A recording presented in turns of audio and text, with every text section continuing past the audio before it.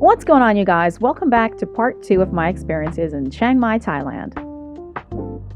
I'm here for a month-long vacation to write some new music, sketch some daily life, enjoy some incredible Thai food, and enjoy a slower lifestyle while getting some artistic inspiration in this sunny, tropical part of the world. In my last video, I took a trip to one of Chiang Mai's elephant sanctuaries to interact with some beautiful gentle giants. I later visited one of the local carp cafes and did a bit of sketching. Come with me while I unpack a little more of my recent travel experiences.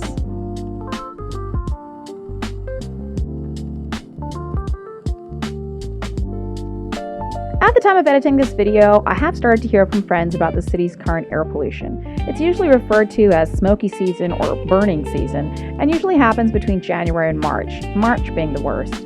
However, I was fortunate that during my trip in the middle of January to the middle of February, the air was still really clear and beautiful, warm during the day and perfectly cool at night.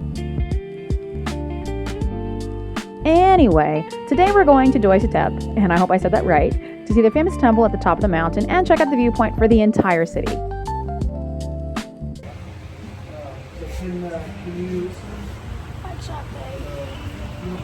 The bike broke down, but now it's fixed.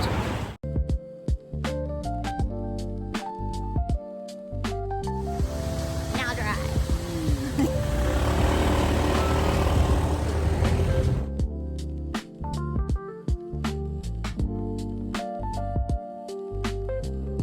This isn't the temple that we were going to see though, it's just a random place that I thought looked really cool.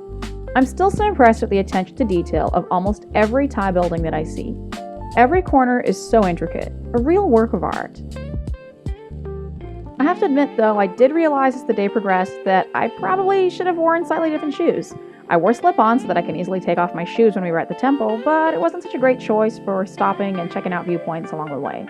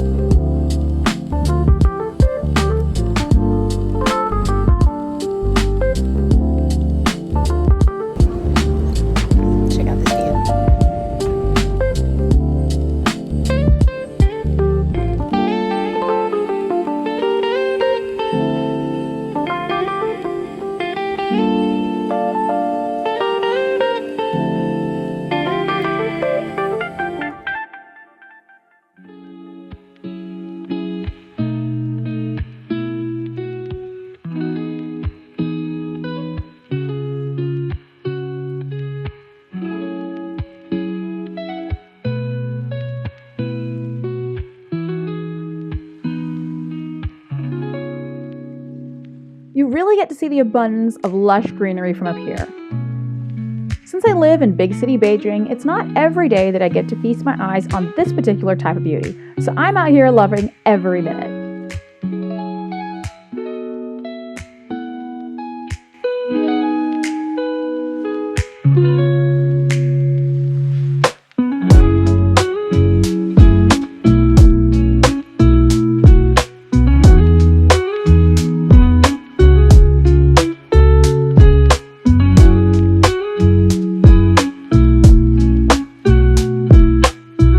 Around a bit for the main temple up here, we checked our map again and realized it was a little lower down the mountain, so we had to retrace our steps.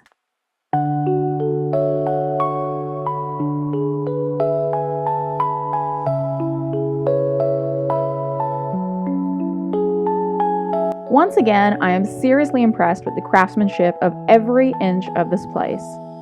Absolutely stunning.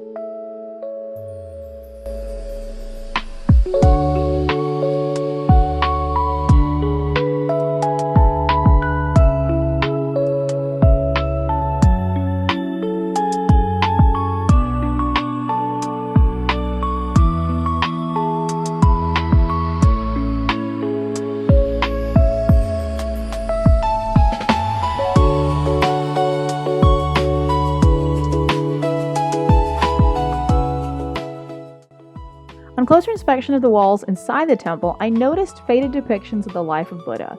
It began with his birth in the royal family and led up to his enlightenment. I was kind of touched to see the simplicity of the art style. While the exterior architecture is so meticulous and grand, the drawings within are simplistic and meaningful. I'm not sure how ancient these artworks are, but I felt personal resonance with the fact that the artist did not try to embody Renaissance style work, but instead kept his or her own art style. It made me reflect just a bit on my own style as a painter and artist. And how many times do we try to copy someone else and fit with the trend, when in reality, we truly become a work of art when we're just completely ourselves? Our work is at its best when it is unapologetically our own.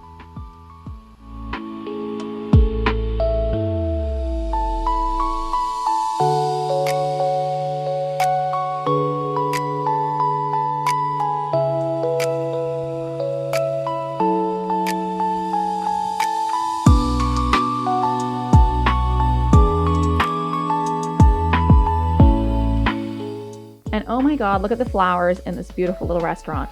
I feel like almost every restaurant, cafe, or pub that you visit in Chiang Mai is an absolute work of art.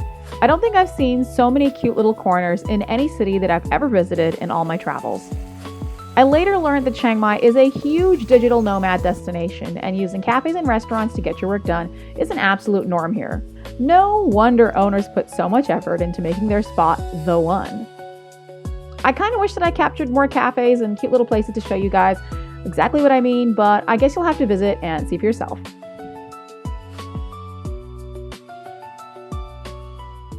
Of course, no trip to Thailand is complete without having a tuk-tuk ride.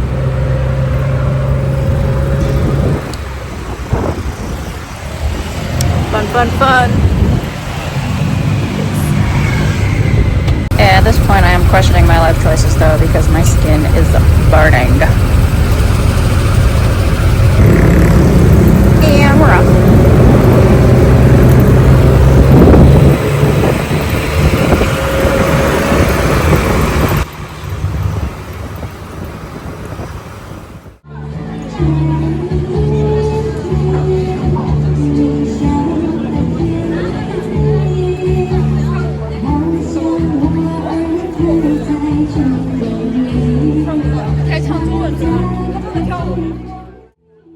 Another thing that I loved about Chiang Mai is the amount of night markets that happen throughout the week.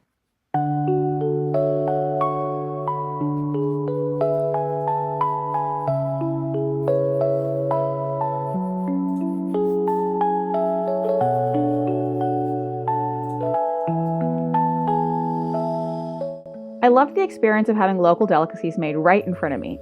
It's always interesting to observe that different cuisines from around the world always have their own unique cooking techniques. I was also seriously impressed by the talent of the local artists.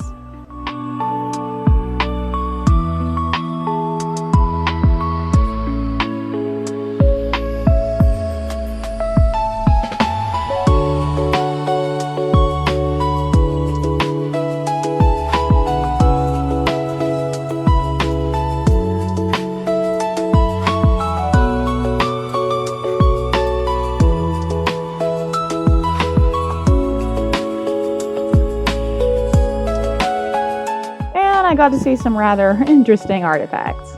Lol. Got that little mirror over there.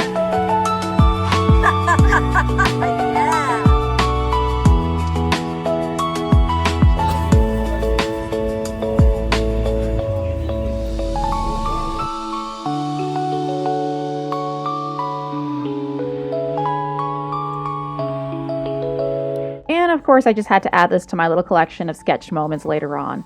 It was a quick doodle to commemorate my favorite night market, One Niman. I had the loveliest time hanging out there, you guys. I mean, I went back a bunch of times. The vibes were always on point. Listening to live music, checking out local designers' jewelry and clothing stalls, and of course drinking way too many mango smoothies, and chatting with local artisans. On a side note, I started to realize that I actually recognized some of the live music that they were playing. It was some really old Chinese songs by Teresa Teng. I guess that because it was just before Chinese New Year, they were making an effort to relate to and welcome the huge amount of Chinese tourists, and I suppose I was one of them. Love. Don't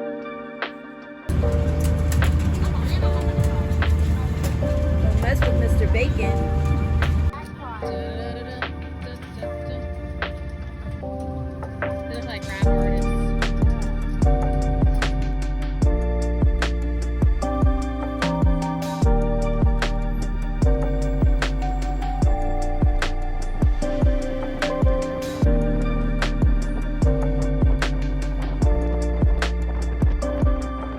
Another super chill dinner spot. I just love how chilled out everyone is, just sitting cross-legged on mats in front of the river and sharing a bowl of yummy with their loved ones.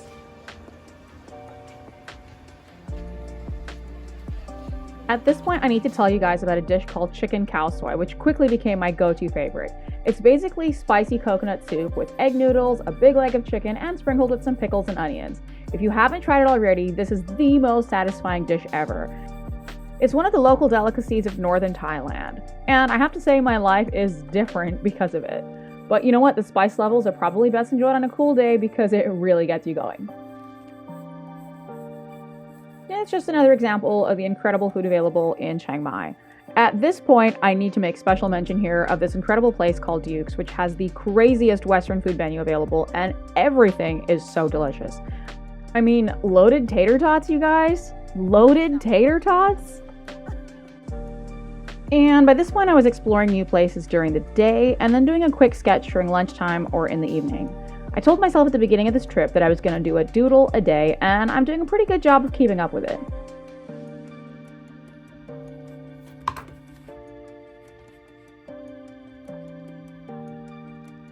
But I have to admit that the day we went to the jungle coaster and ziplining, I didn't get a chance to do a sketch. There was just no time between all the activities. We had such a blast. I'll share a little bit of footage of that in a little bit. Stay tuned. As much as I was trying to keep up with my doodle a day concept, I also started to feel like art is meant to enrich your life, and it's okay if sometimes you're too busy living in the moment instead of documenting it. Jungle coaster!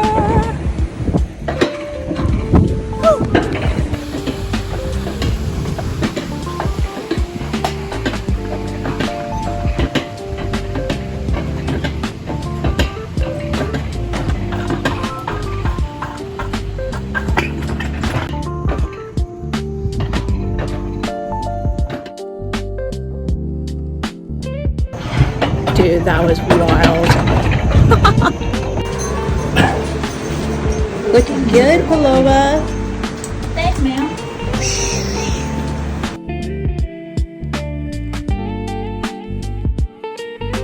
Special mention here of my friend Katie, who came all the way to Chiang Mai to hang out with us and spread her rays of sunshine. I mean, she always has me in stitches laughing. She's such a wonderful person to hang out with, and I'm really glad that we got to do these rides together.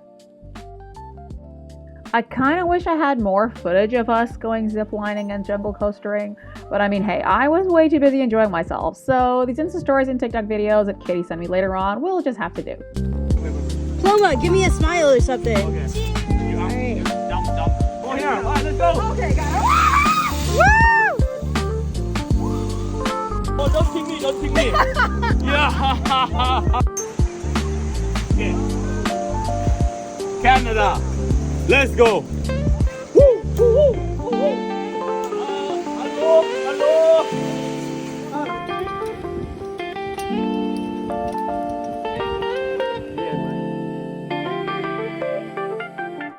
I'm knocking on heaven's door.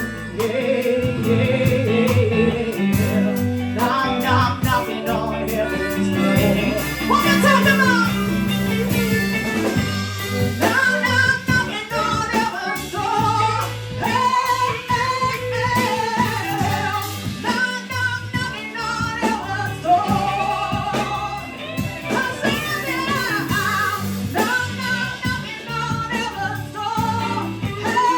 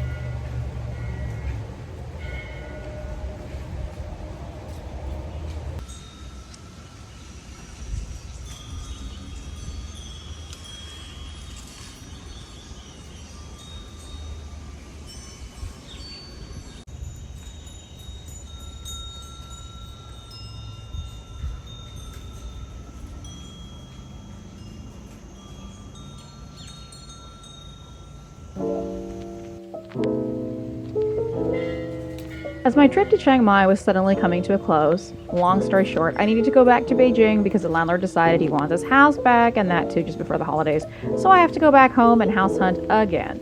Shit happens. Anyway, I have a mixture of fulfillment and sadness at leaving the city.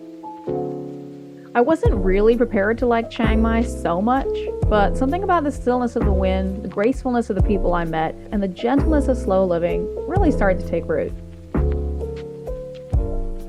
Don't get me wrong, I consider myself a purebred city girl, but I think I needed this break from city life to remind me that the world is bigger than the four walls we call our home, or the streets we know, bigger than who's saying what about you back home, bigger than the things that get you down in your everyday life. I still have a list of things I wanted to do and places I wanted to see in Chiang Mai, but since my trip was cut short, those adventures will have to wait. When I was living in Ukraine a couple years ago, one of my friends told me, "It's good to leave a few things undone. It means you'll return to that place." And I certainly hope so.